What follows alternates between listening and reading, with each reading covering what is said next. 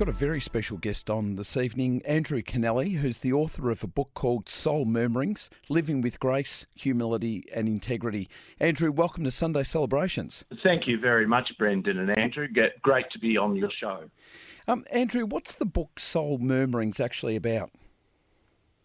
Well, it's about, I suppose, what I've learned about spirituality along my journey, and I offer it to others in the hope that it'll trigger their own reflections. And when I talk about my journey, I was a Franciscan friar for about 12 years as a young man, and then went into education. Was an assistant principal, specialising in religious education.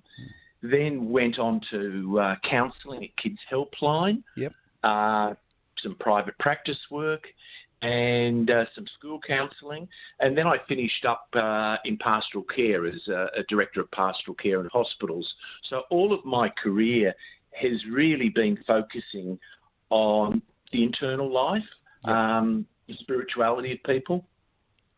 It's really interesting, Andrew, because I think when you hear the topic Soul Murmurings, Living with Grace, Humility and Integrity, it's one of those topics that we often haven't spoken about previously, but I keep seeing this topic of grace popping up on a regular basis. So why have we suddenly got this flurry of activity around the issue of grace? Great question. I went to see Julia Baird at the Brisbane Writers' Festival, and just wonderful speaker, and her words were beautiful. Her words were very much about awe, and I suppose that fits into a little bit about what I do. I give an example in the book right at the start of being an 8-year-old boy. And going out to the full moon with my sister, and just after the moon landing, seeing the moon, and just being overawed by how magnificent this was. And it was, I suppose, a spot of revelation, insight for me, even as a little boy like that. So grace is certainly to do with that all part, but for me primarily, I shouldn't say primarily, just as much. My mother was a woman of great grace, right? And when I think of her, and I include my father, there's a respect for everyone. Right. There's a sense of gentleness. There's a sense of warmth. There's a sense of hospitality. And so when I think about grace and being a person of grace, or aspiring to be a person of grace, they're the kind of values I look towards. Andrew, when we look at the world today, we see people generally are exhausted, particularly at this time of the year. People are facing economic uncertainty, and they're feeling a sense of deep concern about what's happening globally. Do you think this conversation about grace is a really important one that we need to have, but do you also think that these conversations about soul murmurings, grace, humility and integrity are actually talking about concepts which are countercultural to where the world's currently heading at the moment? Really interesting question, Brendan, because I sense it's a yes and a no. Okay. It is countercultural in that perhaps being still, connecting with our inner world isn't a mainstream kind of thing. But through all of my work, I really believe that as humans, we're innately spiritual. We're actually yearning to come home to ourselves. So when you say countercultural, it is perhaps on the surface. But I think below the surface, it's actually very mainstream. Right. People want to connect to that deeper part of themselves. Yeah, that's an interesting point you make, because I think historically human beings have described themselves and others as being a body with a spirit, but I think there's more of a focus now on human beings describing themselves as spiritual beings with a body attached. What would be your take on that concept? There's a beautiful Irish writer who unfortunately died a number of years ago called John O'Donoghue. Yeah. And he actually wrote about that concept that the body is contained in the spirit.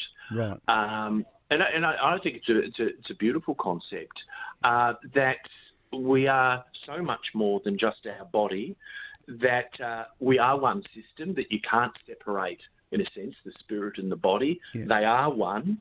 But I suppose saying the body's contained in the spirit is to say, well, we're so much more than what is on the surface. Yeah, yeah. You mentioned stillness before, Andrew.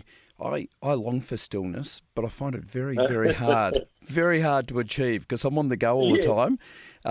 What are some of the tips that come through your book, Soul Murmurings, that give us some helpful clues about how to be still? And what are some things that you do, Andrew, that help you be still? I'll go to that second part first, Brendan.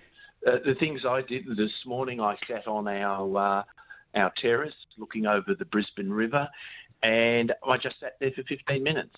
And I tried not to think. I just tried to be.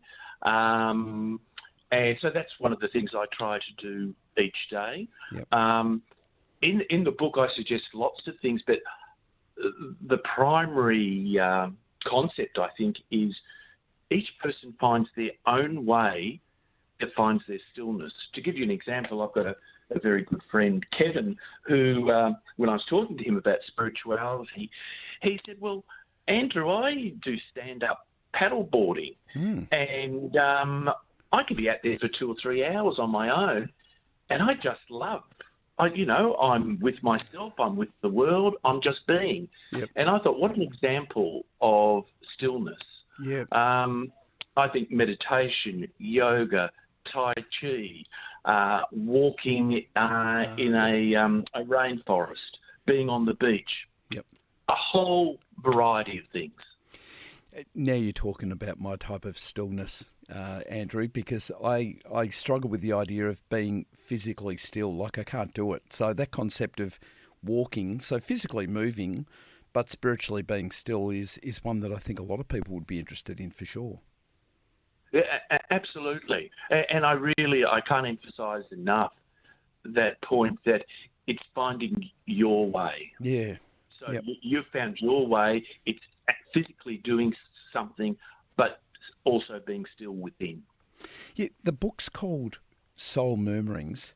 Can you describe to us what Soul Murmurings actually are? Absolutely. That first example I gave you is me as an 8-year-old boy. Yeah. There was something that happened for me as I looked up to that moon and Milky Way that went beyond my own rational mind or my senses. It went to that deeper part of myself. Yep. And I knew something different was happening. And I believe the Soul Murmurings is listening to that part of where you somehow connect with someone, something, some energy that is beyond us, I suppose, if you like. And I often find that sometimes when I have those moments, I have that tingle down the spine. Yep. And that sometimes to me is a cue that this is an opportunity to listen to Soul Murmurings. And I think they can especially be louder when we do meditation, when we are still, we listen to that movement within. Right, okay. I'm really taken by the subtitle, Andrew, Living with Grace, Humility and Integrity, because I think perhaps one of the things that we don't do enough of is show grace to ourselves and show forgiveness to ourselves. So perhaps if we've got a desire to be still, we can get cranky with ourselves. I know I do this. When I don't find time to be still, when I don't find time to walk or spend time on my own, I get a bit cranky. And I just think there's a powerful reminder in your book about the importance of not just demonstrating grace and humility and integrity towards others, but doing it towards ourselves. Yeah, absolutely, Brendan. I think I'm a bit like you. I get cranky too. Right. Somehow I can't imagine that, Andrew. You seem like a guru. No, well, thank you for your generous words. I don't feel like a guru. I've lost my point now, but I agree with you. Not having that regular stillness time certainly makes me a bit more cranky. Certainly makes me a little less tolerant, and makes me jump from one thing to another. So I'm not living in the moment. Yeah, it's really interesting, isn't it? Because when we give ourselves permission to be still, like still spiritually, maybe moving physically, as we mentioned before, I don't know about you, but I actually feel a little bit more in control, so I don't feel overwhelmed with what comes my way during the day when I've given myself time to be still or be alone. Yeah. Yeah, and it's connecting to that core part of ourselves, I think, too, Brendan. Yeah. You know, that when we do connect to that core part, then we're just more present to ourselves and to the people around us. And it's in that space, I think we hear those whispers, those murmurings. Yep.